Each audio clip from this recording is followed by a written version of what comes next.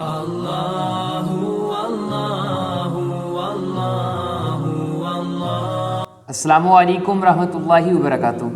کتابوں میں بزرگوں نے ایک واقعہ لکھا ہے کہ ایک شخص تھا، وہ کاروبار کی وجہ سے بہت زیادہ پریشان تھا، جگہ جگہ پھرتا رہا کہ یار شاید میرا اس علاقے میں کام چل جائے، اس شہر میں کام چل جائے۔ اس نے بہت اپنے ایک تو کاروبار تبدیل کیے اور بہت جگہیں تبدیل کی، جگہ جگہ لوگوں کے پاس جاتا تھا جی میرا کاروبار نہیں چل رہا، مجھے کوئی تعویذ دے دیں، مجھے کوئی دم کر دیں، مجھے کوئی وظیفہ بتا دیں، یعنی وہ بہت پریشان تھا۔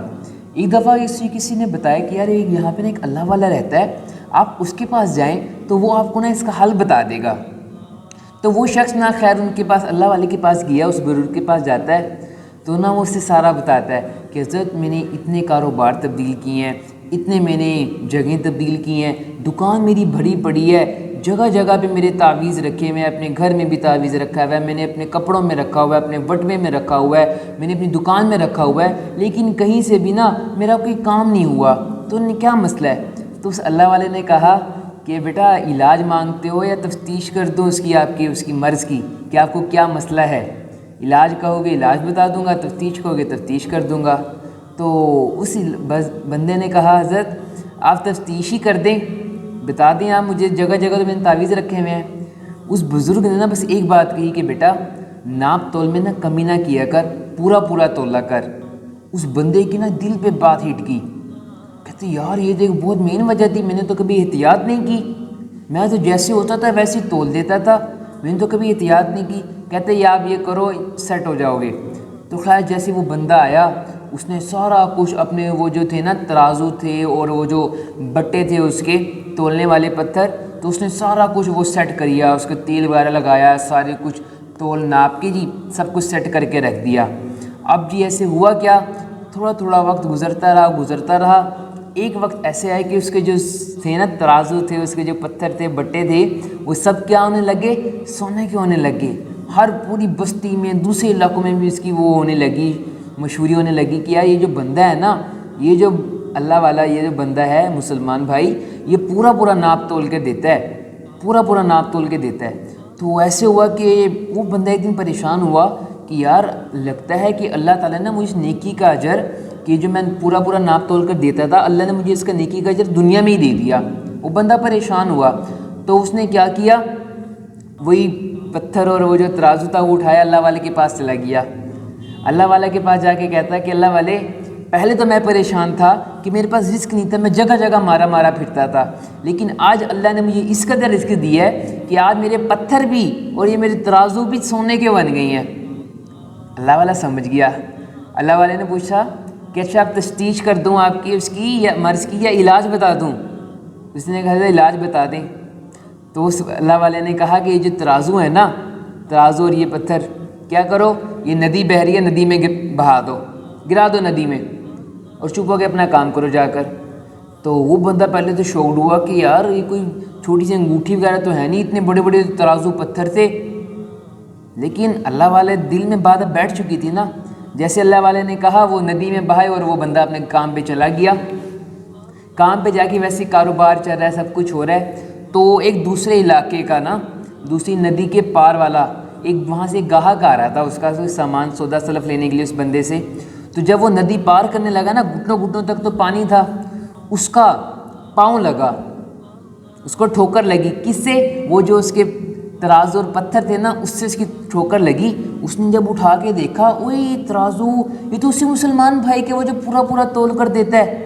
اس نے کیا کیا جی، دوڑ لگا دی اس بندے کے پاس کہ یار ہو سکتا ہے وہ بیچارہ پریشان نہ ہو رہا، وہ ہو سکتا ہے کہ رات کے ڈاکو آئے ہوں، تو جلد بازی میں انہوں نے اٹھایا، یہاں پہ گیر کے چلے گئے۔ وہ بندہ اس کے پاس گیا، وہ جو اس کا گاہک تھا اس دکاندار کے پاس، کہ حضرت آپ کے لگتا ہے شاید کوئی وہ چور ڈاکو آئے ہوں گے یہاں پر، ندی میں مجھے ملا۔ وہ بندہ بڑے پریشان ہوا، کہتے یار پہلے تو میں پریشان تھا کہ میرے پاس مال نہیں آتا، اب میں مال پھینک کے آ رہا ہوں، وہ دوبارہ آ رہا ہے۔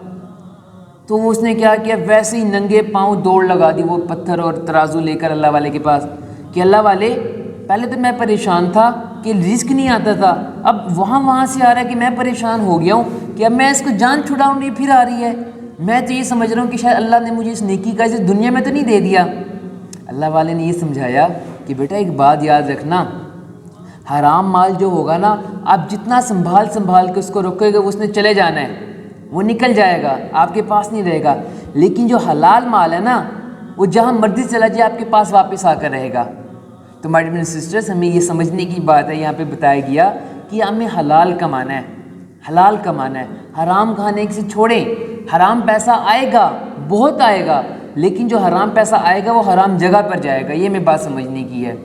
تو اسی طرح ایک اور واقعہ لکھا ہے کہ ایک حاجی، اس ٹائم اونٹوں کی بات ہے جب اونٹوں پہ لوگ سفر کیا کرتے تھے، تو کیا ہے کہ ایک علاقے سے ایک قافلہ نکلا، چند آدمی تھے اس میں حج کے لیے جا رہے تھے۔ تو جب وہ حج پہ جا رہے تھے تو ایک اس میں جو آدمی تھا نا اس کا انتقال ہو جاتا ہے۔ تو انتقال ہوتا ہے تو جب وہ اس کو اس کی جو کفن وغیرہ کر کے نا اونٹ پہ لاد کر وہ مکہ پہنچ جاتے ہیں۔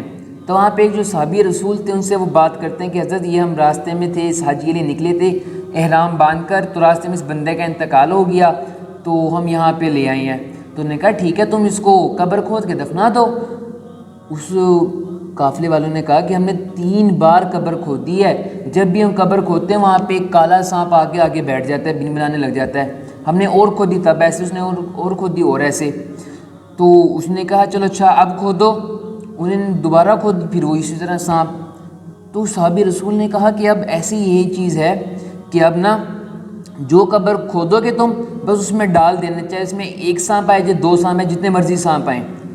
انہوں نے ویسے ہی کیا، قبر کھودی وہی سانپ تھا تو انہوں نے اس میں ڈال دیا۔ تو کیا ہوا جب وہ قافلے والے صحابی رسول کے پاس آئے کہ اللہ والے آخر یہ ماجرا کیا ہے؟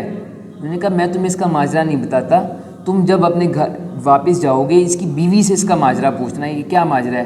جب وہ قافلے والے گئے واپس حج کر کے تو سب کے گھر والے آ گئے تھے کہ ہمارے گھر والے حج کر کے آئے ہیں۔ تو اس کی بیوی بھی آ گئی کہ میرا بندہ نہیں آیا حاجی۔ اس نے کہا ٹھیک ہے ہم آپ کو بتاتے ہیں، ابھی بتاتے ہیں۔ تو جب وہ ان کے پاس آئی تو اس نے کہا ہاں جی کیا ہوا، میرا حاجی کدھر ہے؟